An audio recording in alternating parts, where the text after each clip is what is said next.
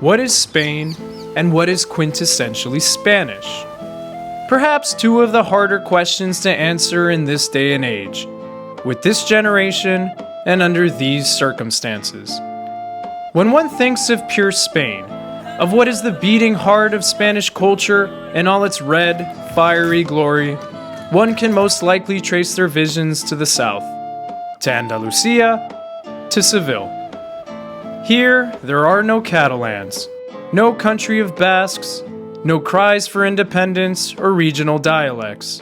This region bleeds green and white, but oftentimes proudly carries the symbolism of Spanish culture on its back.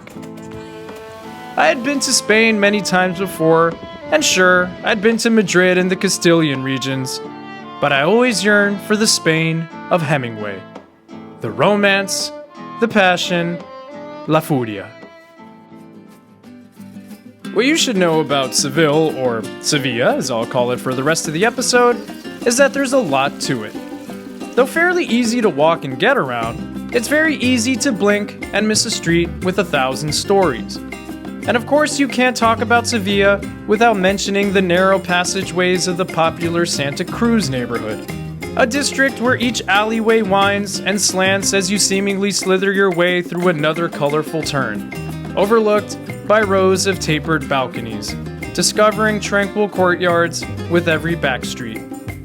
A maze of confusing cobble roads where it becomes hard to not sit back and imagine the countless tales that have painted these walkways, whispered for endless days and nights under the unforgiving Andalusian sun.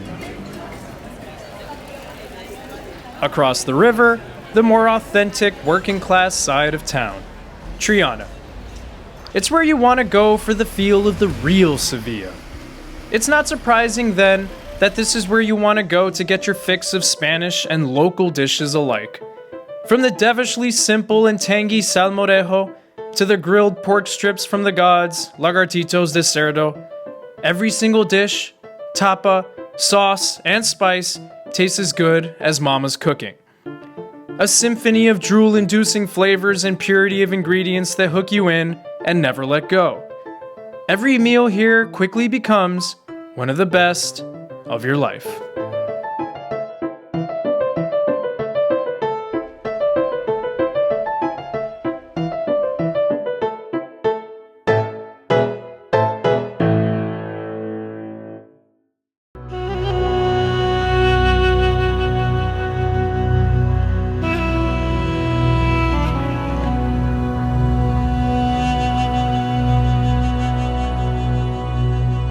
To understand Sevilla, you need to take into context the wonderful yet intricate history between Christianity and Islam. A tug-of-war dynamic that is deeply engraved in the roots of both the city and Andalusia as a whole. Life in Ishbilia, as named by the conquering Umayyad, was an enlightenment where wealth of the mind, arts, and finances thrived between the 8th and 13th centuries. Though Al-Andalus was an example of coexistence that was the envy of the Middle Ages, the sense of resentment towards the non-Christian occupiers just simply never went away. The remnants of Muslim rule still permeate Andalus culture, from the Spanish language itself to the architecture subtly scattered throughout Sevilla. Perhaps the shiniest structural example of the days of the crescent moon is the Real Alcazar of Sevilla. A palace out of the ordinary. A delicate mashup of centuries worth of structural additions, courtyards, and fine-tuned geometric interplay. Islam in theory, Christianity in practice.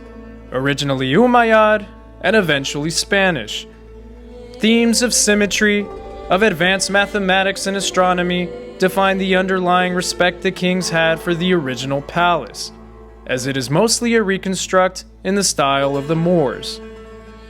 Each scripture on the wall, each geometric pattern, is a frame designed to transcend what is reality on Earth for a deeper understanding of what lies amongst stars.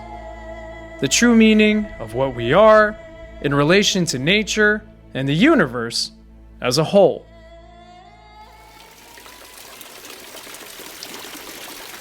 Then there is, of course, the gardens.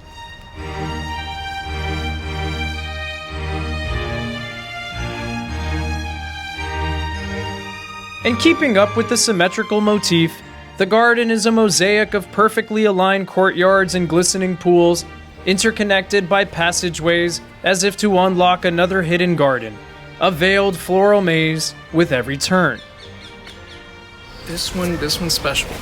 This one's got a different feel to it. I don't know if it's the architecture, the history, something about that. It's got a feel, man.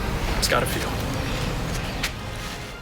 Flora and fauna seemingly undisturbed by passerbys weaving their way through rows and rows of tranquil Andalusian grounds.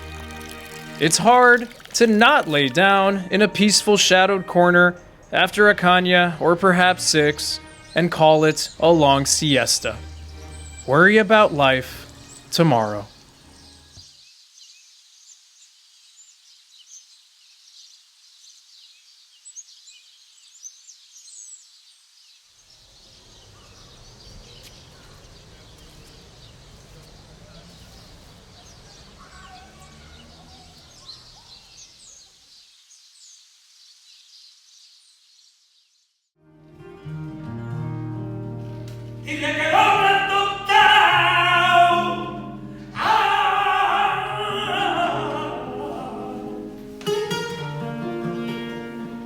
Flamenco es una expresión cultural que tiene varias vertientes.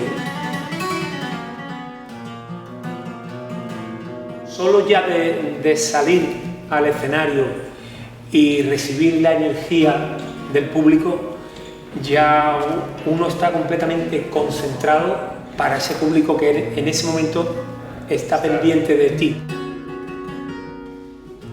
Flamenco is the purest artistic expression of the gamut of emotions that runs through the soul of Andalusia.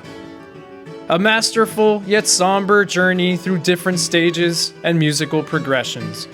Melodic chords, chants, and dance work harmoniously with the violent explosion of claps, stomps, and rapid hypnotic clicks of the castanets. An electrically ethereal pump through the veins and right into the fiery Andaluz heart.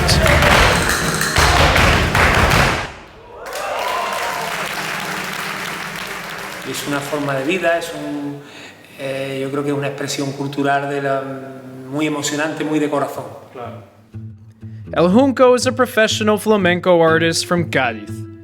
He joins me at arguably the most prestigious tablao or flamenco stage in Seville, La Casa del Flamenco, a reconverted 15th century royal residence and courtyard auditorium that has staged thousands of shows dating back to the 17th century.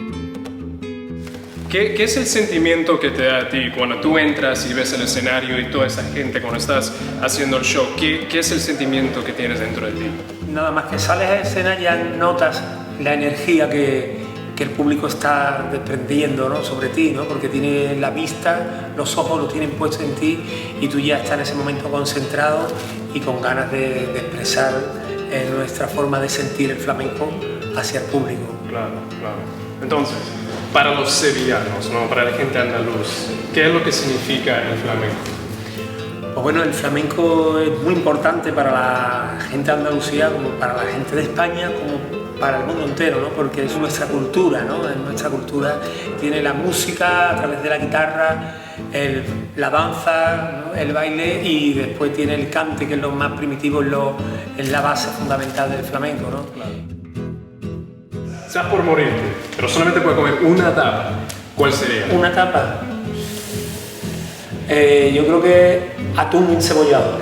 Atún encebollado. ¿Y por qué? ¿Por qué atún encebollado? Porque el atún encebollado es un producto muy andaluz, muy de Barbate, el atún de Barbate, y tiene una mezcla con el atún encebollado, bien lo dice, ¿no?, esa cebolla, esa salsa. Claro. Tengo que probarlo. Tienes que probarlo. Para mí serían boquerones. Boquerones. No sé por qué, puedo comer eso por el kilo. Bueno, muchísimas gracias. La verdad que fue un orgullo verlo a usted. Muchas gracias. Sí, increíble show. Muchas gracias.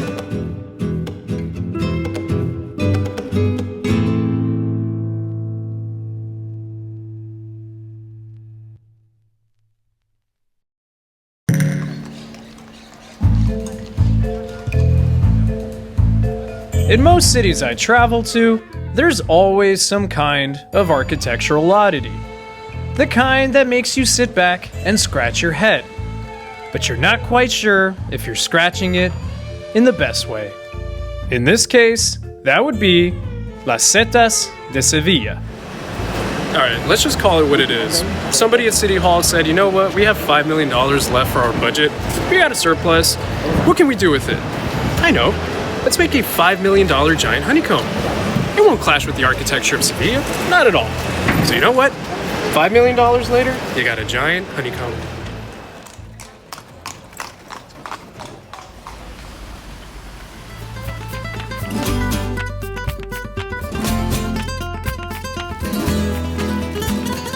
Spain is simple, Spain is restless. What is the real Spain? I guess that depends on your perception of what Spanish means to you. Sevilla is, at its core, all I could ever want out of a country that is so rich in all the things that could ever speak to my heart. It's a city that romantically chants to those who want to listen. Those with the fire in their veins as boiling as the Andalusian summer. Sit back and let Sevilla take over. Let it dance, let it sing.